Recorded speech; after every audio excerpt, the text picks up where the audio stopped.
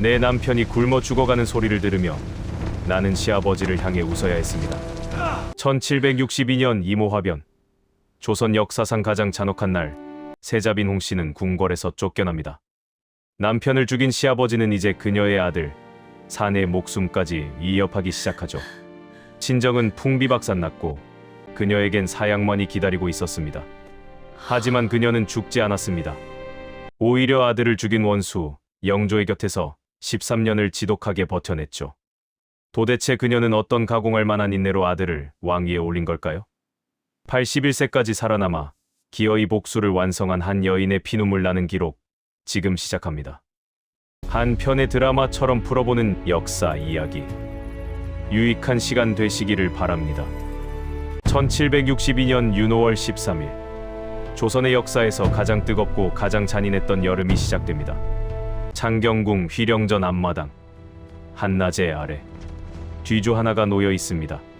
가로 4자, 세로 2자. 사람 하나를 가까스로 눕힐 수 있는 그 나무 상자 안에 조선의 세자가 갇혀 있었습니다.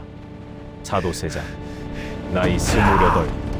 뒤주 문이 닫히는 순간 한 여인이 앞을 막아섰습니다. 맨발이었습니다. 머리는 풀어 헤쳐져 있었습니다. 세자빈 홍씨, 그녀도 나이 28이었습니다. 그녀는 땅에 이마를 찌으며 울부짖었습니다. 살려달라고, 제발 살려달라고. 그 앞에 선 사람은 시아버지 영조였습니다. 조선의 왕이었습니다. 그리고 뒤주를 명령한 장본인이었습니다. 영조는 돌아보지 않았습니다. 세자빈은 새 손을 데리고 물러가라. 그게 전부였습니다. 죽어가는 남편 곁에 있을 권리도, 마지막 손이라도 잡을 권리도 없었습니다. 그녀는 8살짜리 아들의 손을 붙잡고 궁궐 밖으로 걸어 나왔습니다. 등 뒤에서 소리가 들렸는지도 모릅니다. 한 중록에 그녀는 이렇게 적었습니다. 차마 기록하지 못할 일이요. 차마 입에 담지 못할 일이라. 60년이 지나서도 붓을 쥔 손이 떨렸습니다. 뒤주는 8일이 지나서야 열렸습니다. 7월의 한낮. 밥도 물도 없이 버텨야 했던 8일. 사도세자는 그렇게 죽었습니다. 그런데 여기서 우리가 주목해야 할 것은 죽은 자가 아닙니다. 남겨진 자입니다. 남편이 죽었습니다. 시아버지가 그 명령을 내렸습니다. 그 시아버지와 한 궁궐에서 계속 살아야 했습니다. 아들을 왕으로 만들기 전까지는. 당신이라면 어떻게 하겠습니까? 도망칠 수도 없습니다. 조선의 세자빈에게 도망이란 없습니다. 따라 죽을 수도 없습니다. 8살 아들이 옆에 있으니까요. 증오를 드러낼 수도 없습니다. 증오를 드러내는 순간 아들의 목숨이 위태로워집니다. 그녀는 선택합니다. 살기로, 웃기로, 절하기로, 자신을 죽인 자 앞에서 무릎을 꿇기로. 이것이 해경궁 홍씨의 이야기입니다. 역사책은 이 시대를 영조의 시대, 혹은 정조의 시대라고 부릅니다. 하지만 그 사이에는 한 여인이 있었습니다. 남편을 뒤주에 빼앗기고 아들을 지키기 위해 원수의 집에서 13년을 버텨낸 여인. 누군가는 그녀를 나약하다고 했고 누군가는 영악하다고 했습니다. 그녀는 그 어떤 말에도 반박하지 않았습니다. 대신 81세까지 살았습니다. 그리고 붓을 들었습니다. 죽음보다 더 지독한 것이 있다면 그것은 침묵 속에서 살아남는 것입니다. 해경궁 홍씨는 그 지독함을 선택했습니다. 오늘 그 선택의 이유를 따라가 보겠습니다. 남편이 죽고 사흘이 지났습니다.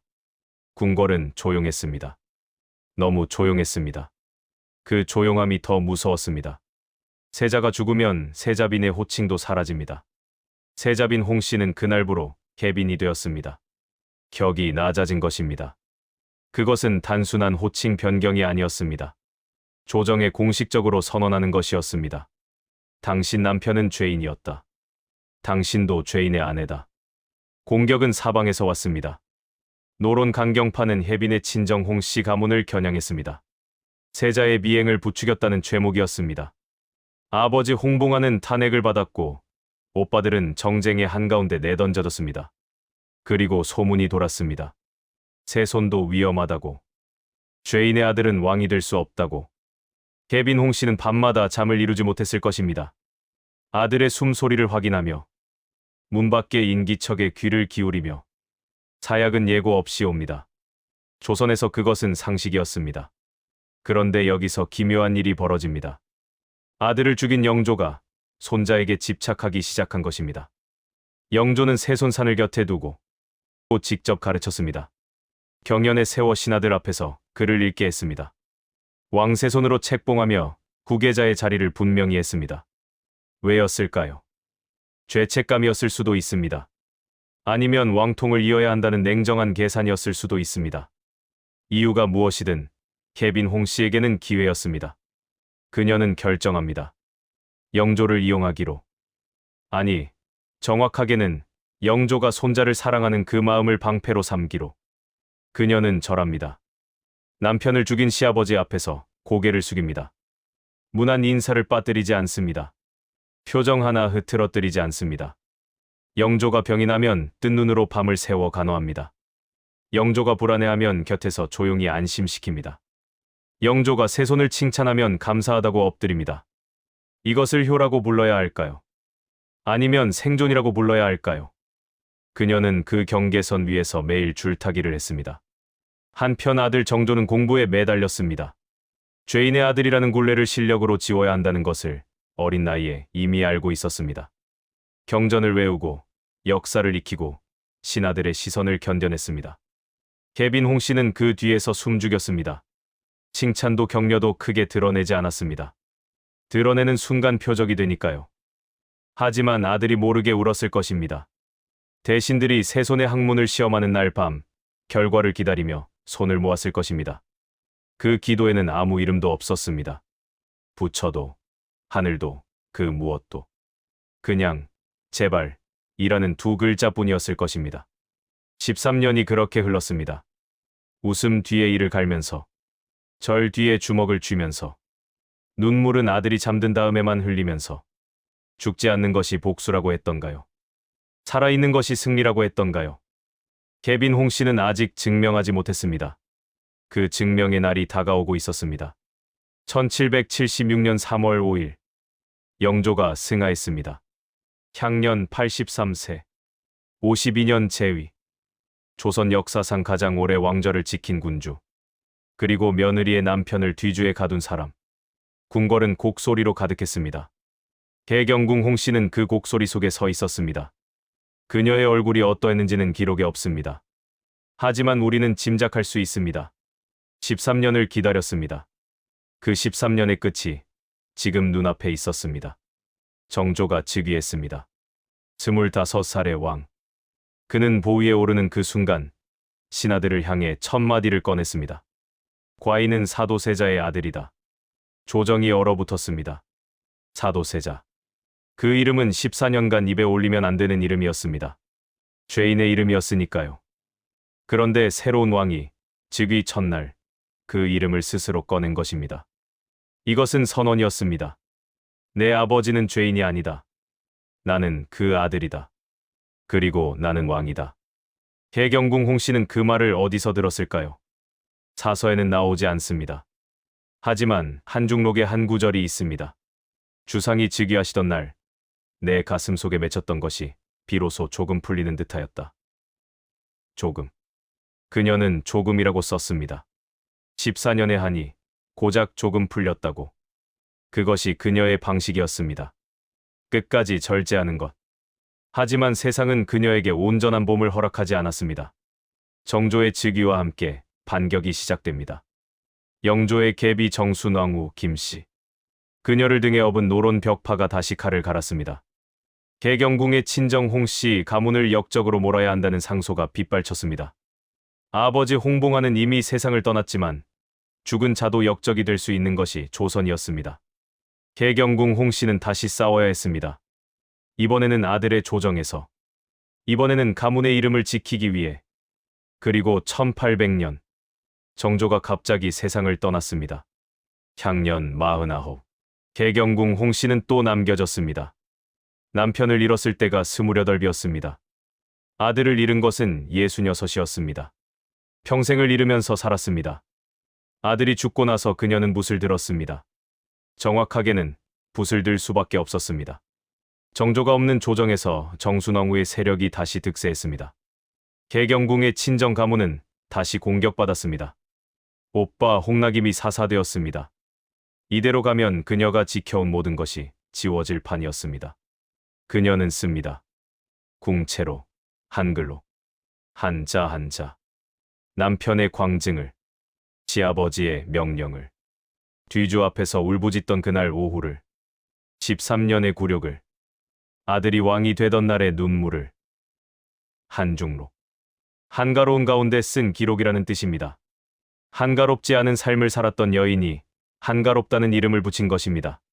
그 역설이 그녀의 모든 것을 말해줍니다. 살아남은 자만이 기록할 수 있습니다. 그녀는 살아남았습니다. 그래서 기록했습니다. 개경궁 홍씨는 1815년에 눈을 감았습니다. 향년 81세. 따져봅시다. 남편이 죽은 해가 1762년입니다. 그녀가 죽은 해가 1815년입니다. 남편 없이 산 세월이 53년입니다. 53년. 결혼 생활보다 훨씬 긴 시간을 그녀는 혼자 살았습니다. 그것도 남편을 죽인 시아버지의 궁궐에서, 남편을 역적으로 모는 세력들과 같은 하늘 아래서. 한 가지 비교를 해보겠습니다. 영조의 계비 정순왕후 김씨. 그녀도 만만치 않은 삶을 살았습니다. 15세 늙은 왕에게 시집와서 정쟁의 한복판에서 살아남았고 순조 초년에 수렴 청정까지 했습니다. 두 여인은 평생적이었습니다. 해경궁에게 정순왕후는 친정 가문을 공격하는 정적이었고 정순왕후에게 해경궁은 눈엣 가시였습니다. 그런데 기묘하게도 두 여인에게는 공통점이 있습니다. 둘 다 끝까지 살아남았다는 것입니다. 둘 다 권력의 가장 잔인한 순간을 목격하고도 무너지지 않았다는 것입니다. 둘 다 죽는 대신 버텼다는 것입니다. 역사는 흔히 영웅의 이야기를 합니다. 전쟁에서 이긴 장군, 나라를 세운 왕, 개혁을 이룬 정치가. 하지만 그 역사의 가장 깊은 곳에는 언제나 버티는 사람들이 있었습니다. 죽지 않기로 선택한 사람들. 웃어야 할 때 웃고, 울어야 할 때 참고, 절해야 할 때 절하면서. 아무도 알아주지 않아도, 아무도 칭찬하지 않아도. 개경궁 홍씨의 한중록은 지금도 남아 있습니다. 한글로 쓰인 조선의 가장 생생한 내부 증언. 뒤주 앞에서 울부짖던 여인이 60년이 지나 붓을 들어 남긴 기록. 역사학자들은 이것을 사료라고 부릅니다. 문학자들은 이것을 문학이라고 부릅니다. 하지만 저는 이것을 다르게 부르고 싶습니다. 복수라고. 칼로 하는 복수가 아니라 살아서 기록하는 복수. 나는 여기 있었다. 나는 이것을 보았다. 나는 이것을 견뎠다. 그 세 문장이 어떤 칼보다 날카롭습니다. 마지막으로 한 가지 질문을 드리겠습니다. 당신의 인생에서 가장 견디기 힘든 사람이 누구입니까? 직장 상사일 수도 있습니다. 가족일 수도 있습니다. 당신에게 상처를 준 누군가일 수도 있습니다. 개경궁 홍씨는 남편을 죽인 시아버지 밑에서 13년을 살았습니다. 웃으면서, 절하면서, 이를 갈면서. 그 13년의 끝에 아들을 왕으로 만들었습니다. 그리고 그 모든 것을 기록으로 남겨 250년이 지난 오늘, 우리가 그 이름을 기억하게 만들었습니다. 가장 잔인한 생존 방식은 죽지 않는 것입니다. 가장 완벽한 복수는 오래 사는 것입니다. 가장 강한 증언은 붓을 드는 것입니다. 개경궁 홍씨는 그 세 가지를 모두 했습니다. 오늘 영상이 당신의 마음에 무언가를 남겼다면 좋아요와 구독으로 그 마음을 표현해주세요. 다음 이야기에서도 역사 속에서 가장 치열하게 살았던 사람들의 이야기를 들고 오겠습니다.